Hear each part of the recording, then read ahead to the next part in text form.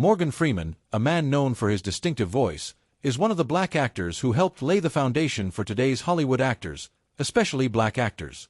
He has played God, narrated historic dramas, and delivered some of the most iconic performances ever. He's so believable. Where a scene in Unforgiven where he had me tied to. For a legendary man like him, Freeman loves to give credit where credit is due. Over the years, he has openly shared the names of actors whom he admires and the ones who inspired him. He was there to show me that these are not just casual compliments. They are deeply rooted credits to performers he genuinely admires. Here are 6 actors Morgan Freeman loves the most. Starting at number 6, we have Denzel Washington.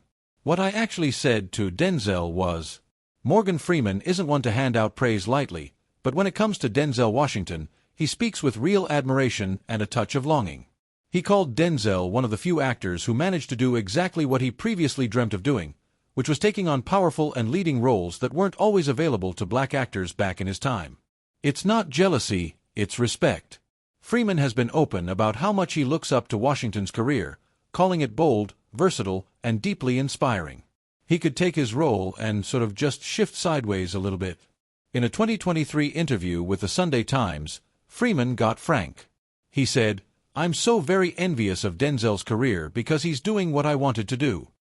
That one line says a lot, not just about how much he admires Washington's reach in the industry, but how different things were when Freeman was coming up. Back then, he was often boxed into background roles. There weren't many chances to be the leading man or take on morally complex characters.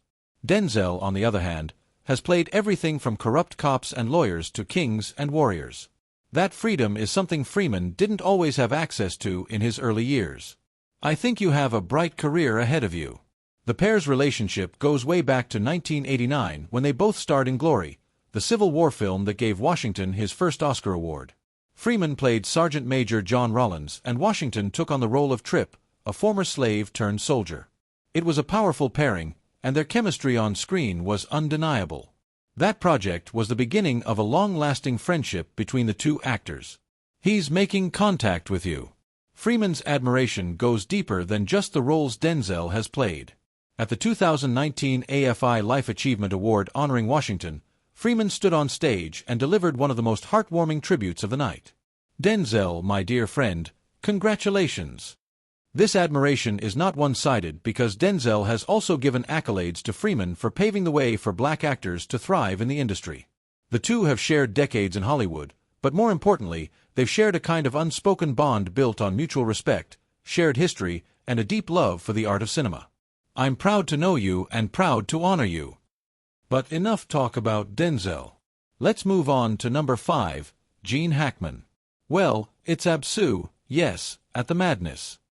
It's kind of fun. I would love to be a little mouse. When Morgan Freeman talks about Gene Hackman, there's a softness in his voice that usually isn't there. And it's not just admiration. It's the kind of respect that only comes from years of shared experience and genuine friendship. So, when Freeman stood on stage at the 2025 Oscars and delivered an emotional tribute to Hackman, it wasn't just a farewell to a legendary actor. It was farewell to his good old buddy. He began with a simple but powerful line, "This week, our community lost a giant. And I lost a dear friend, Gene Hackman." Freeman's voice cracked, his eyes filled with emotions, and for a moment, the entire room went still. This was the kind of tribute you can't rehearse because it comes straight from the heart. "And I lost a dear friend, Gene Hackman." Freeman and Hackman had worked together twice, but Unforgiven, which was in 1992, was their most memorable time working together. Directed by Clint Eastwood, the film brought 3 powerhouses, Freeman, Eastwood, and Hackman, into the same space, and something mind-blowing happened. Hackman's performance as Little Bill Daggett was chilling, intense, and ultimately Oscar-winning. Freeman played Ned Logan, a role that gave him space to match Hackman's energy in the movie. That film bonded them, not just professionally, but on a deeper level. What made their friendship special wasn't just what happened on set. It was how grounded Hackman remained off camera.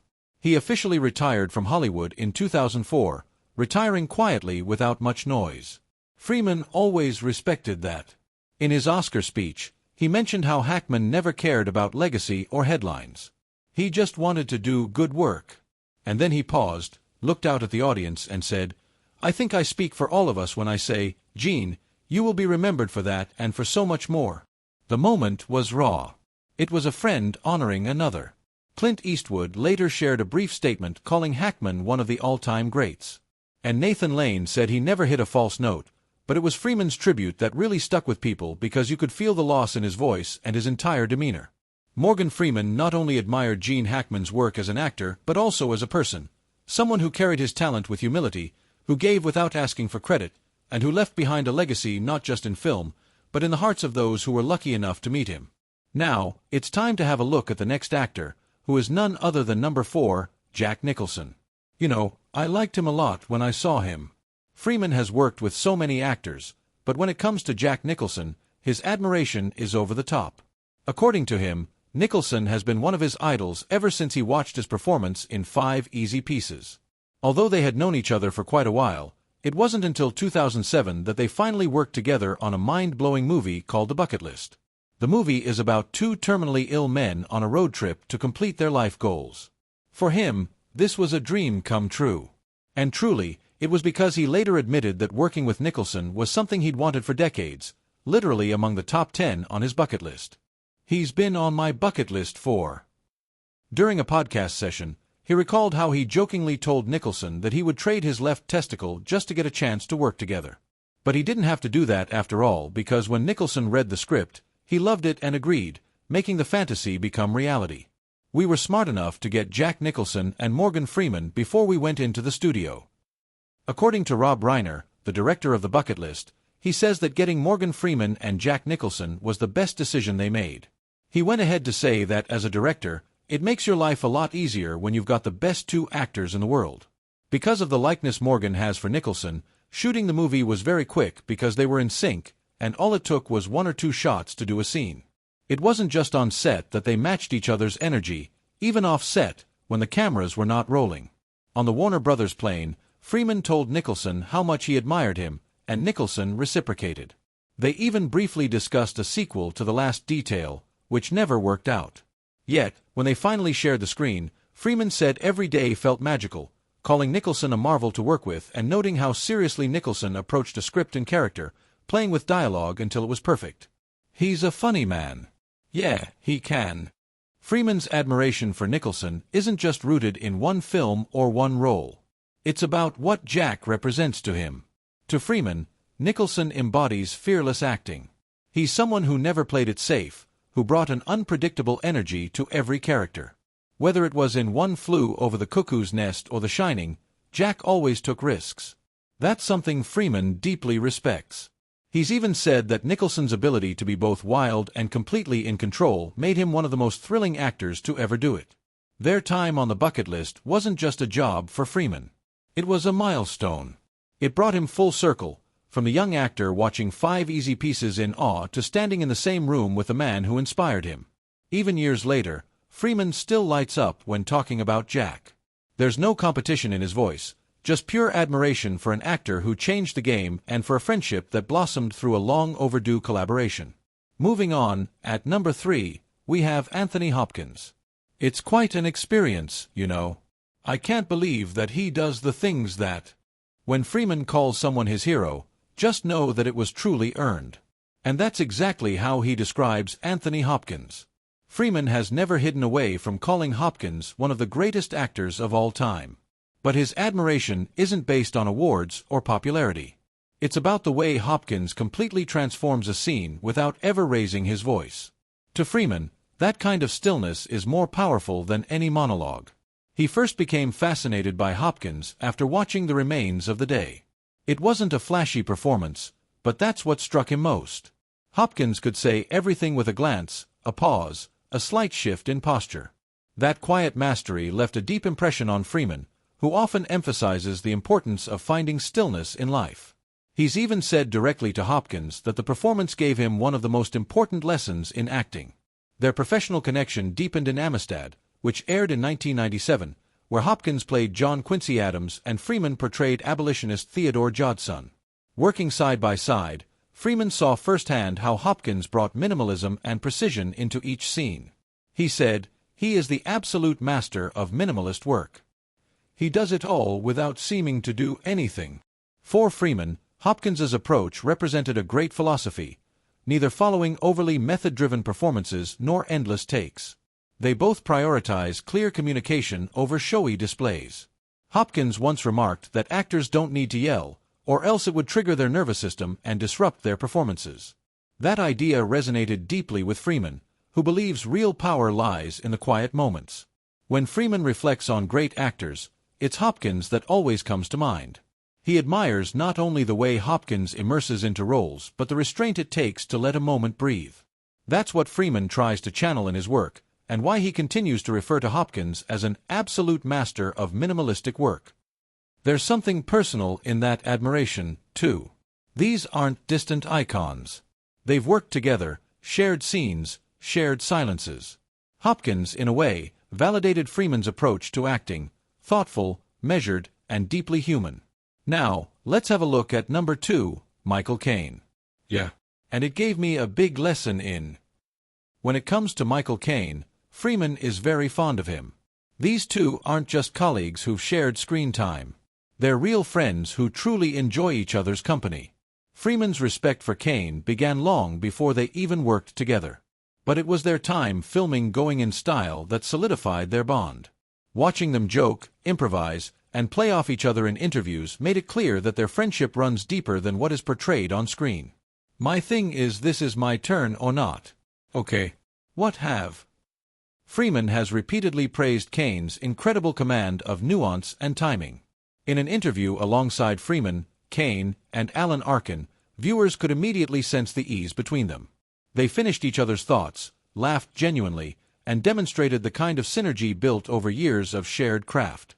That relaxed outlook isn't a facade, it reflects an easy chemistry that only comes from real friendship. Ever get them out on set? Which one's shiniest? Which one's bigger? No. Cool. Beyond the fun and humor, there's a quiet reverence in the way Freeman speaks about Caine's career. He admired how Caine could steal a scene, not by dominating it, but by understanding exactly when to hold back. That kind of control, restraint paired with precision, is something Freeman deeply values, especially as an actor who believes in letting the moment breathe.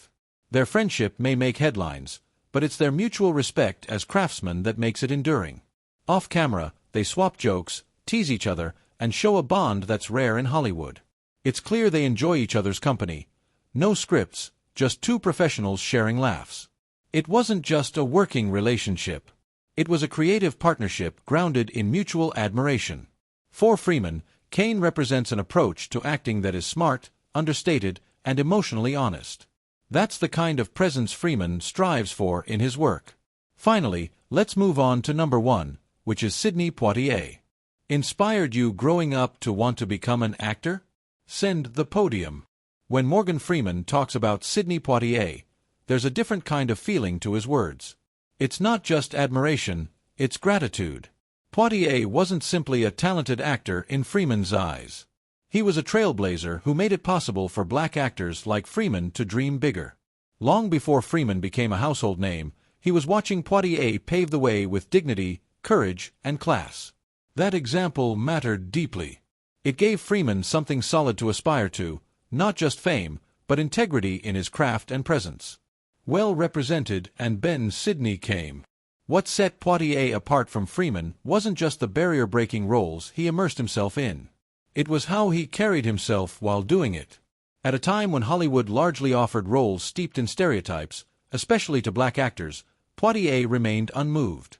He chose parts that portrayed black men as strong, intelligent, and deeply human.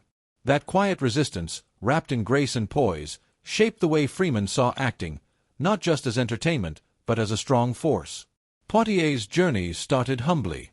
He was born in Miami in 1927 but raised in the Bahamas, where life was simple.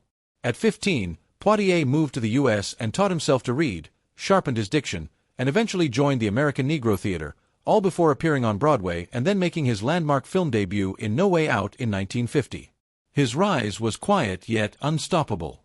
Morgan Freeman, entering Hollywood decades later, benefited directly from Poitier's groundbreaking impact. In one interview, a journalist asked Freeman about his greatest inspiration, and he named Sidney Poitier without hesitation. Poitier wasn't just a role model. He was the standard by which Freeman measured his own artistic and moral integrity. Mentor has been. He was my mentor long before he knew. The Defiant Ones marked Poitier's first Academy Award nomination alongside Tony Curtis. It was a film about two men chained together. Critics saw it as a turning point in Hollywood's portrayal of race. Then came Lilies of the Field in 1963, when Poitier became the first black actor to win Best Actor at the Oscars. Just being on the same stage as Poitier meant something to Freeman and everyone watching. It signaled change. Freeman has often emphasized how Poitier refused roles that felt subservient or stereotypical. In the Heat of the Night, a 1967 movie, Poitier demanded that the iconic slapping scene, where Detective Tibbs strikes back against a racist attacker, remain in the film. Even though it wasn't in the script, that moment became a seismic shift, not just in cinema, but in how black masculinity was seen and felt on screen. What Freeman admires deeply is Poitier's unwavering integrity. He didn't play characters that bent to stereotype. He played characters who embodied strength, intellect, and humanity. The roles in Guess Who's Coming to Dinner and To Sir, With Love didn't just entertain. They challenged audiences to elevate their understanding of race, respect, and equality.